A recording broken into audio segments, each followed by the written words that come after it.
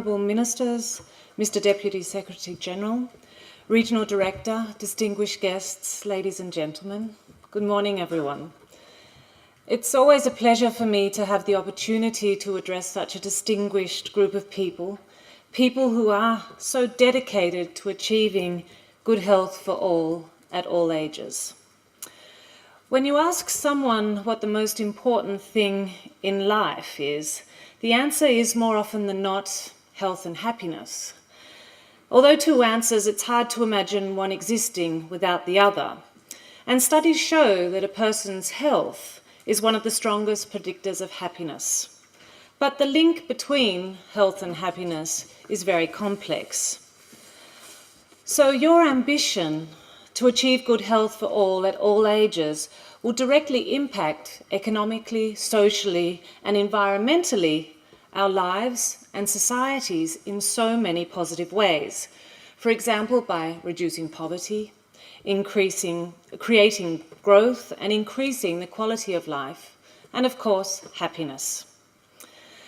I would like to thank the Regional Committee for inviting me to participate in the 66th session of the Regional Committee for Europe of the World Health Organization. And this year it's once again back in my hometown. The 2030 Agenda is a plan of action for people, planet, and prosperity. In this respect, your agenda will address the most urgent issues related to ensuring healthy lives and promoting well-being for all at all ages.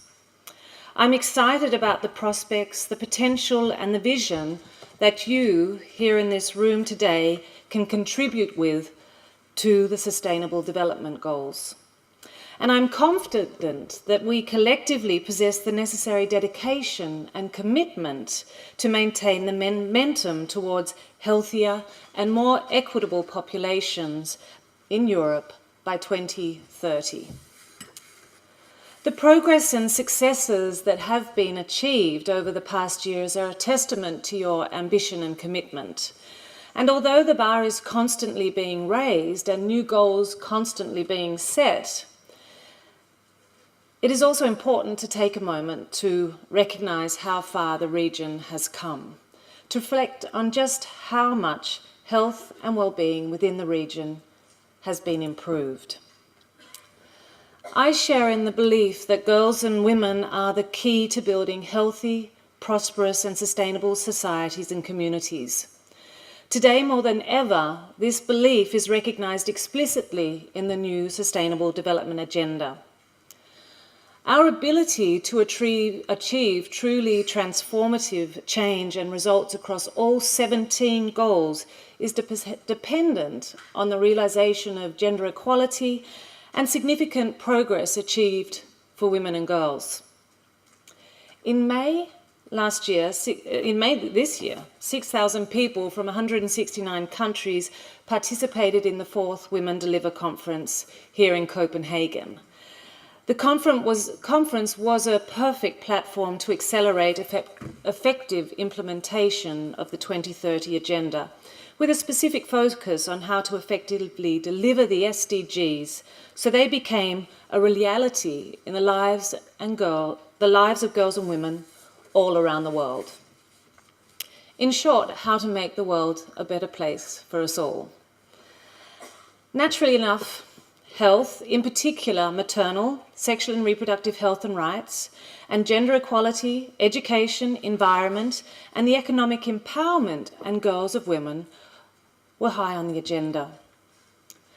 Two agenda items of this regional committee, the strategy on women's health and well-being in the WHO European region, and the action plan for sexual and reproductive health in Europe, are directly linked to the request by many participants of the conference for support in developing their national strategies, and as well as support to solve existing problems.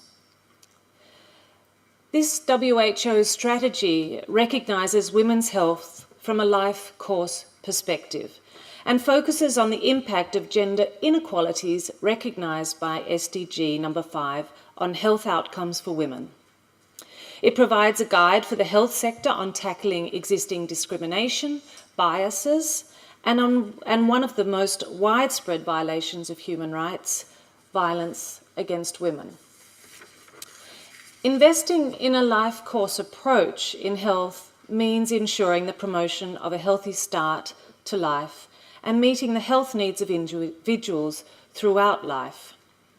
While there's more to be done, good practice already exists and was discussed by the experts and policy makers during the WHO European Ministerial Conference on the Life Course Approach in the context of Health 2020.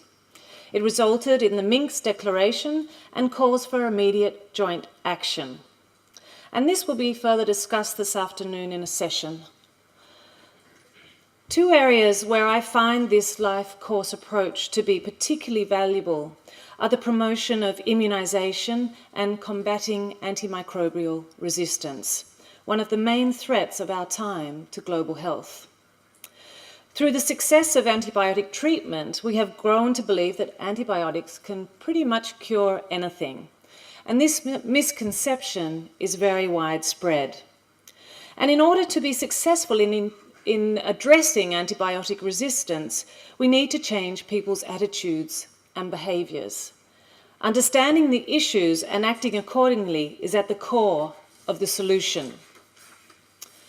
I understand that in the European region since 2011, there has been a significant increase in action after the implementation of the Strategic Action Plan on Antibiotic Resistance, which was adopted during the Regional Committee in Baku, Azerbaijan. The World Antibiotic Awareness Week is one of the many activities, one where I also lend my support, that are important to achieving the goals laid out in that plan. On Wednesday, you will discuss an action plan for the health sector's response to viral hepatitis in the WHO European region, a plan to address the increase in chronic viral hepatitis-related liver diseases, which is a serious public burden in our region. The plan aims to overcome the challenges facing the region in terms of surveillance and access to prevention and harm reduction services. It also reaffirms your adoption in 2014 of the European Vaccine Action Plan 2015-2020 and its third goal to control hepatitis B infection through immunisation. Vaccine-preventable diseases such as hepatitis B must continue to hold our focus, and we must remain vigilant. The progress made towards measles and rubella elimination and maintenance of the region's polio-free status clearly demonstrate the positive return on investment for immunisation.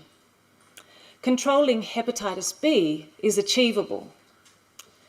Indeed, all of the items on the agenda this week yield whole-of-society benefits that contribute to the achievement of the SDGs. The topics and issues you will discuss are also very much responsive to the needs of the region. This demonstrates the value of a strong WHO, and I'm proud to be patron of an organisation that is genuinely listening to your needs and wants and is taking action, even when it requires reform.